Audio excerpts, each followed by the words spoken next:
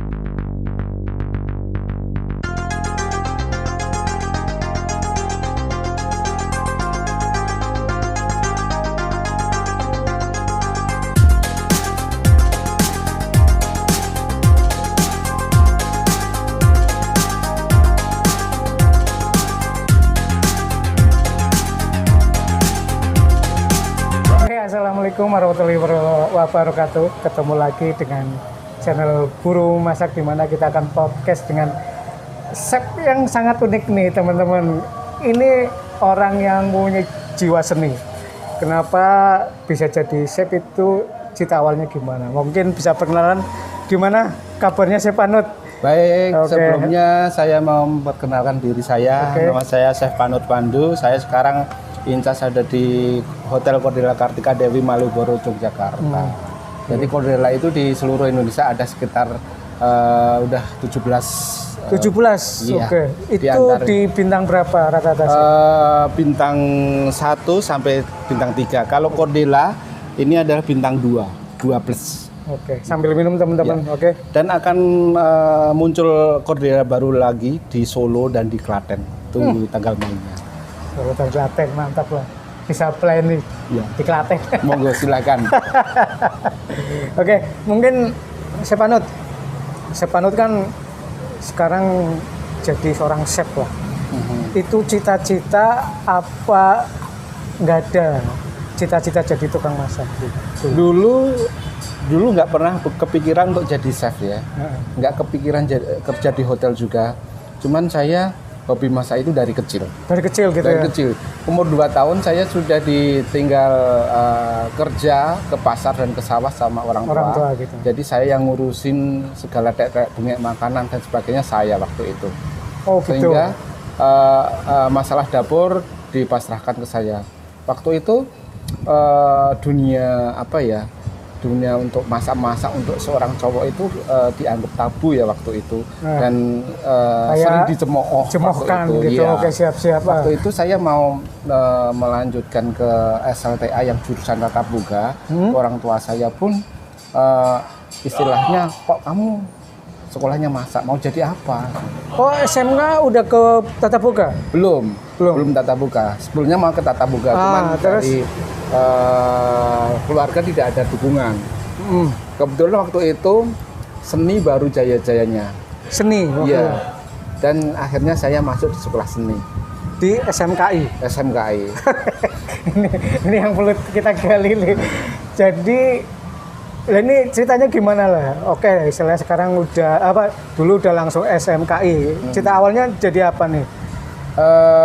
Kenapa masuk SMKI? SMKI karena waktu itu saya juga berkecimpung juga senang di dunia seni ya, seni peran terutama. Kemudian saya ambil jurusan teater di situ. Di teater itu meliputi semua dari tari, musik, rawitan, dalangan juga. Nah, saya di situ di seni perannya. Disiplinan kayak sandiwara itu ketoprak. Setelah itu berlanjut karena emosi dan sebagainya. Waktu itu saya memutuskan untuk setelah lulus dari SMKI saya nggak melanjutkan ke sekolah seni yang lebih tinggi. Cuman saya ke perhotelan. Loh, itu kenapa? Chef Panut kok bisa dari SMKI seni ke langsung ke perhotelan? Ke perhotelan itu alasannya? Ya karena melihat kondisi ya, perhotelan waktu itu baru mau ngetren ya. Akhirnya saya terjun ke dunia perhotelan, akhirnya saya ngambil jurusan perhotelan. Ya. Dan saya juga dari sisi lainnya karena saya juga hobinya masak waktu itu. Oh, waktu itu. Iya. Okay. Gali seni. Tapi udah nggak istilahnya dari panggung ke panggung sebelum masuk ke perhotelan? Iya, sering. Apa aja di Panut? Ya, terutama saya di seni tradisional ya, seperti tertropak, drama itu sering ya, manggung sana, manggung sini. Waktu itu bayarnya sedikit sekali kalau dihitung dari sekarang. Ya. Tapi kepuasan batin ada waktu itu. Ada istilahnya jiwanya ya. Ya seperti sekarang yang kemarin Soimah itu termasuk adik kelas saya. Kemudian almarhum Dalang Kiseno itu kan tetangga kampung saya. Itu juga adik kelas saya juga. SMKI yang dikasihan itu Pak? Iya, yang di Kasihan. Kasihan, oke. Ternyata itu SMKI yang mengeluarkan apa istilahnya orang-orang dunia seni yang terbaik ya. Kayak Soimah, kayak Dalang Kiseno yang kemarin almarhum gitu. Nah, dari kesenian ke perhotelan, terus itu apa? Akademi apa? Akademi. Akademi mana nih siapa nih? Saya ada di API. Oh, API pasti itu angkatan pertama kayaknya. Dulu jajah API. Sekolah pariwisata ya. Oke, setelah API, terus akhirnya fashionnya di kuliner ya? Di kuliner, betul. Oke, dari API itu tahun berapa kira-kira siapa? 91 Pak ya, kalau 91 92 ya. Oke, iya, sekitar itu. Dulu 91. Ya. Mulai awal karir nih. Training di mana pertama? Saya training dulu itu hotel di Jogja masih jarang ya. Yang terbesar itu Ambarukmo dulu, bukan Royal. Ambarukmo, Sahid, kemudian Garuda. Nah, ya dulu yang paling bagus itu orang paling Ambarukmo. Ambarukmo, yang di Jalan Solo. Iya, yang sekarang jadi Royal Ambarukmo. Oke, di situ. Pertama training itu. Iya. Casual apa training? Training. Setelah itu saya panut setelah training akhirnya saya akhirnya dulu hotel belum banyak ya, akhirnya kerja di hotel-hotel kecil seperti di Parawataman. Cuman saya di FO di sana. Enggak langsung di dapur berarti? Enggak. FO dulu. Berarti arahnya dulu nggak mau ke dapur dulu? Enggak, karena masih muda waktu itu. Pikirannya masih apa ya? Pak kitchen ya, aku masih muda waktu itu. Ya. Belum ada kepikiran ya? Belum ada kepikiran ke kitchen. Setelah ke FO terus di mana ini lagi? Terus setelah itu, cuman sebelum di Parawataman kan daerah turis ya. Saya juga di Kampung Sosor Wijayan. Waktu itu saya di Youth Hostel. Youth Hostel, oke. Iya, waktu itu Youth Hostel tamunya bule semua. Waktu itu saya kalau di Youth Hostel kan nggak cuma di FO, ya masak juga, ya penerima tamu juga, ya guiding juga. Kebetulan saya waktu itu Inggrisnya cukup lumayan inilah. Akhirnya saya ikut guiding juga. Saya biasanya dulu guiding di Gua Cerme Gua Cerme di Imogiri. Ya, waktu itu tahun 1993 sampai 95 waktu itu tahun itu. Di front office sama guiding berarti di awal itu. Lah, terus udah mulai tertarik ke di kitchen itu tahun berapa? Tahun 2014 saya 2014 2004 saya kerja di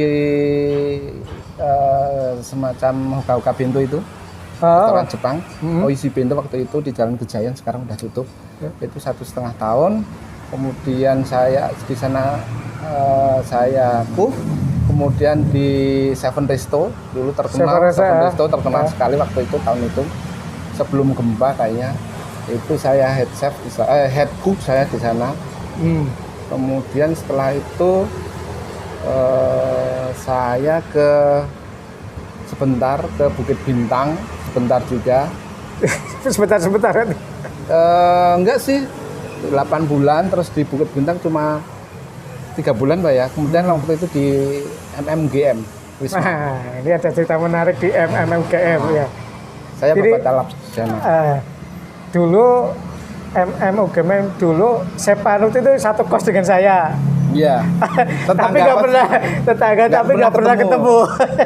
Yang tertarik di situ. Coba lewat SMS aja ya Sepanut. Waktu itu. Sepanut mau resign ya dari MMUGM apa dulu itu loh. Terus nawarin saya masuk di MMUGM. Oke. Dia nawarin saya, padahal itu satu kos saya, tapi nggak pernah ketemu, lucu teman-teman. Baru ketemu itu di mana kira-kira? Di mana ya saya waktu itu ketemu? Jenengan resign kemana terus habis dari MUGM? Saya ke Jenderal waktu itu. Iya, ke Jenderal. Terus saya suruh ngisiin di MUGM, saya sempat interview sama dosen-dosennya itu. Iya. Oke, ini yang cerita yang menarik. Oke. Setelah di MUGM berapa tahun? Saya 3 tahun di sana. 3 tahun, cukup lama ya? Cukup lama. Itu kan hotel untuk melayani para apa ya? S2 itu yang dari tamu-tamu GM juga. Lumayan bagus sih.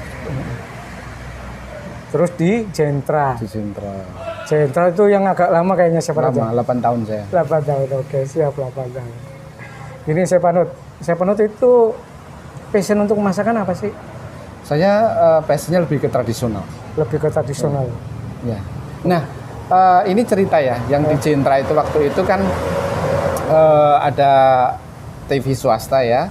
TV swasta meliput, akhirnya si kameramen dan manajernya kok ngesut saya kok enak, nggak pakai kan, nggak ini, terus cerita saya dari orang seni. Akhirnya dari situ saya dapat tawaran dari TATV. Wih, mantap ya teman-teman. Kemudian Adi TV. Nah, itulah untungnya saya ke sekolah di sekolah seni. Karena seni dan kuliner tetap ada kaitannya. Iya. Karena kalau kita masak di depan kamera sama masak betulan itu beda banget. Ya. Di situ saya bisa mengambil hikmahnya. Kenapa saya mengambil sekolah seni dan saya mengambil sekolah kuliner lagi gitu. Oh gitu. Ya. Ternyata ini udah keluar masuk TV teman-teman. TV lokal.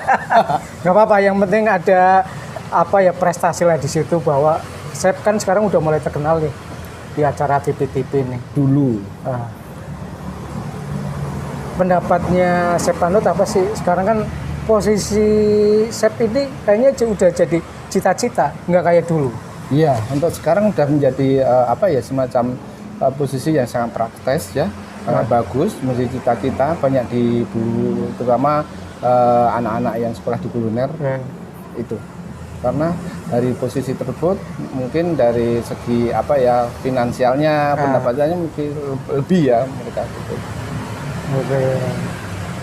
Terus harapan nih saya Panut untuk para junior yang sedang meniti karir nih. Untuk adik-adik kita yang masih meniti karir, masih sekolah di sekolah perhotelan ataupun kuliner, tetap belajar. Sampai detik ini pun saya tetap mengapa kuliner itu harus belajar, karena tanpa belajar nol besar. Nol besar, ya. Enggak, istilahnya gini saya Panut, bisa nggak sih digabungin antara masak dengan tari, bisa nggak kira-kira? Oh iya, ini cerita ya. Pernah saya bikin suatu koreo ya. Kebetulan kan kita ada Ica ya. Dan di situ saya membuat sebuah perform yang mana menggambarkan seorang chef atau seorang penggawa dapur yang sedang beraktivitas. Itu saya bawakan dengan sebuah tarian. Wih, mantap itu. Mungkin ntar bisa dilihat di slide. Ntar bisa masih punya videonya Chef Panut?